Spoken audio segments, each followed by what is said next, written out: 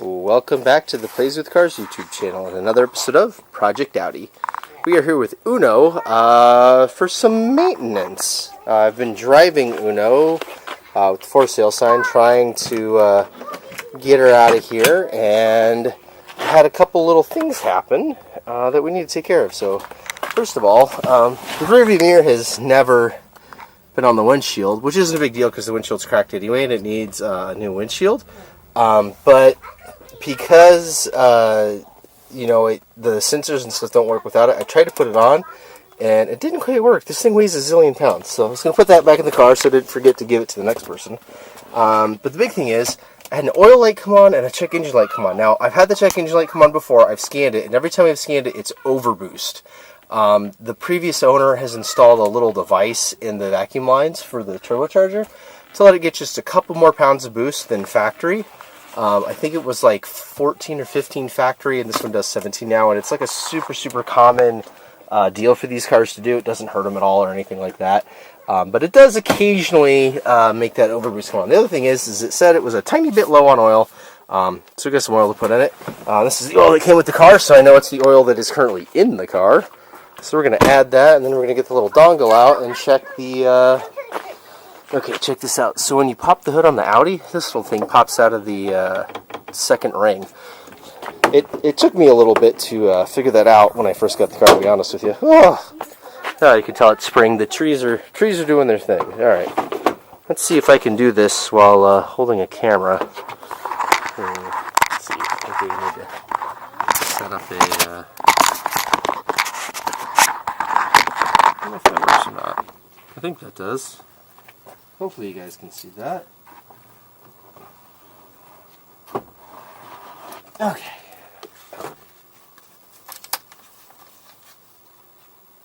And yep, that's about port low. It's due for a change soon, but we can let the next owner handle that.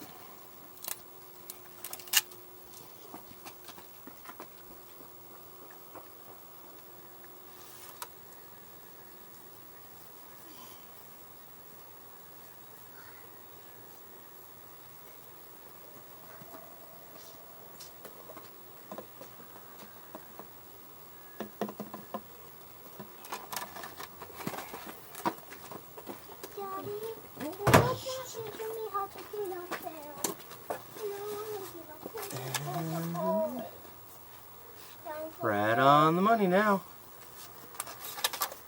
So that'll do for now. Now we got to go get the dongle and see if we can't clear this overboost again.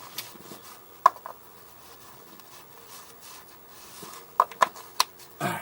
Hopefully that turned out. Hopefully y'all could see that. I'm trying to do this by myself, which gets a little hard sometimes. But I'm just one man with a cheapy camera trying to show you guys how to have some fun with cars. So, alright, we'll close all this up. We're getting there for now. I need to get my dongle out of the danger box. Yeah, just don't even look. It's so sad in here. Don't even look. Okay, in the danger box, we've got dongle. So, this is called a dongle. It's an interface for OBDII. So it's got an OBDII port on this side, and then it's Bluetooth. And I've got it hooked to my phone. And then I've got the Torque app, which is a free app for checking things on cars. They give you like some functionality on code scanning and things like that.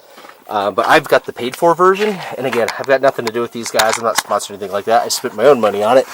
Probably about 3 years ago, honestly, on the Torque app. By the way, the plug is right there. We'll stick that in. And then when we stick it in and we have good connection, it will show a light. Unfortunately on the bottom side on this one. But anyways, yeah, so back to the Torque app. I've had the paid version for probably about 3 years. And I've got nothing but good things to say about them. And again, not sponsored in the slightest. Alright, let's see. Let's pull this up here. And Torque is the name of the app. And it'll pull up. And go ahead and...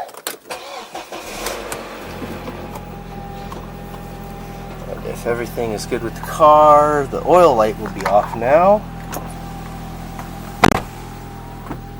And it is, and this is the reason why I'm not selling this car, 201,000 miles seems to turn people off. I've had probably a dozen people come look at it and drive it, and service is due in 6,600 miles from now. But yeah, I've had a dozen people come and look at it and drive it and stuff, and they just don't, they can't get over the miles, even though the car drives so much nicer. So there's our check engine light, and here on our torque app you can see, try to get this where you can see and not see me in there. How the heck are we going to do this? And down here. I'm sorry, this is so terrible. Unprofessional quality. Okay. So you see we got our rev counter on there, and showing the 1200 RPM. So if I rev up the car, you can see it does it real time with it. Okay, and then under real-time information, it gives you all these gauges and data and stuff, and you can customize all these different displays. So like there's vacuum and boost. If I rev it up a little, you see how it boosted up. Now that's inches of mercury, not PSI, by the way. So don't that was not just 18 pounds of boost on a rev. It was 18 inches of mercury. But yeah, so throttle percentage, acceleration stuff. And again, you can customize these, and like this one's all set up for 0 to 60, quarter mile, whatnot. And then there's your emissions and readiness, and then fault codes and stuff. So I'm going to go back a screen and go to fault codes. And again, not sponsored by these guys at all. They have no idea who I am. I have no idea who they are. I paid my own money for this like 3 years ago. And it works great. So yeah, see, same thing. Turbocharger overboost condition. And it's because, and I should have showed you when we, let's see. I should have showed you when we had the hood open. They're little, it's a little device that goes at the vacuum line for signal to the wastegate. And all it does is delay the signal so that the wastegate stays closed just a little bit longer. And it gives just a couple more pounds of boost. And again, it's super, super, super, super common on these. Doesn't hurt the cars. I've had, I don't know, dozens of turbocharged cars where I've done the same thing too. You've heard it called like a Granger valve or a fish tank valve because it uses parts you can get from fish tanks or the old Granger hardware catalogs. There have been a couple of different vendors that have sold it, you know, different kind of adjustable ones and whatnot. So, alright, so there's our one fault. And clear faults on ECU. So we've determined that's our only fault. They give us the, you can't do that. And I go, yeah, do it anyway.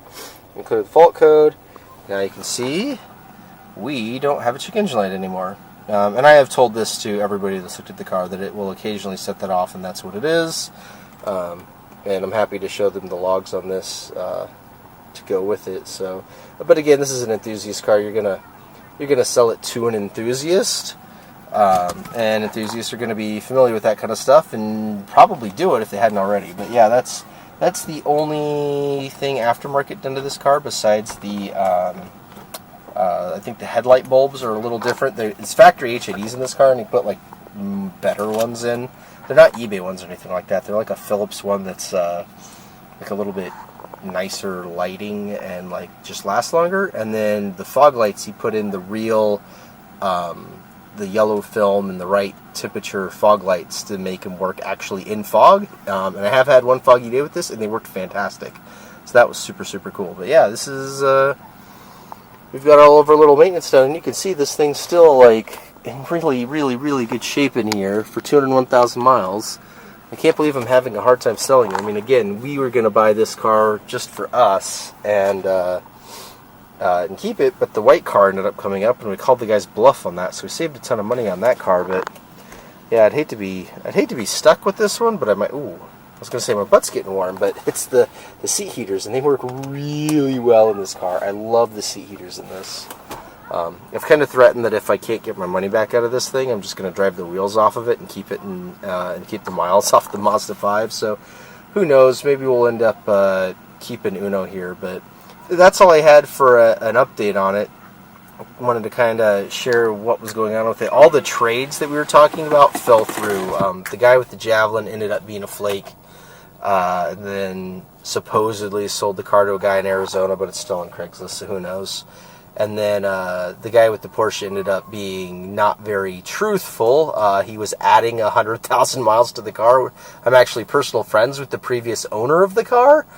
So I got a lot of the actual history of it and called the guy out, and he wasn't real happy about that. But anyways, those all fell through. I had a guy with a really interesting first-gen Neon with an SRT4 swap. It was a two-door RT too.